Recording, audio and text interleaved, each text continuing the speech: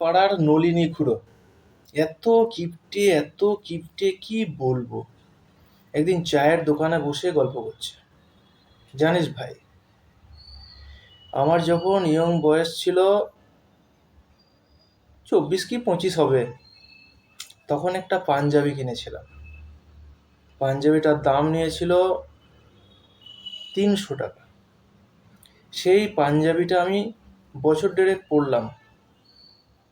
বছর দেড়েক পরার পর সেই পাঞ্জাবিটা দেখছি ছিঁড়ে যাচ্ছিল।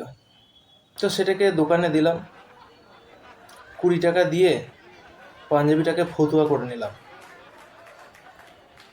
ফতুয়া করে সেটাকে আবার বছর দেড়েক পরলাম, দেখলাম ফতুয়াটা ছিঁড়ে যাচ্ছে। তখন ফতুয়াটাকে লেডিস টেলারে দিলাম, 20 টাকা দিয়ে তোর কাকিমার ব্লাউজ করে নিয়েছিলাম। তারপরে আবার তোর কাকিমা ব্লাউজটা কিছুদিন পরলো, ব্লাউজটা আবার ছিঁড়ে যাচ্ছিল।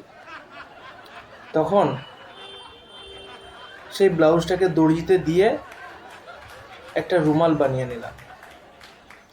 সেই রুমালটা বছর দুয়েক ইউজ করলাম। তারপর দেখছি রুমালটা ফেটে গেছে।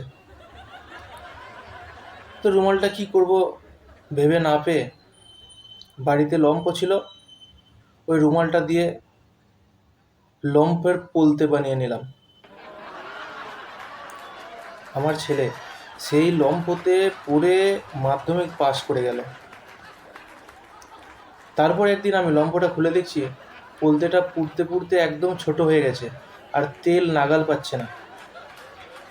তারপরে সেই পোলতেটাকে ফেলে দিলাম। জানিস, এত কষ্ট হচ্ছে মনের মধ্যে, ওই 300 টাকার পাঞ্জাবিটা আমার এইভাবে শেষ হয়ে গেল, কি বলবো।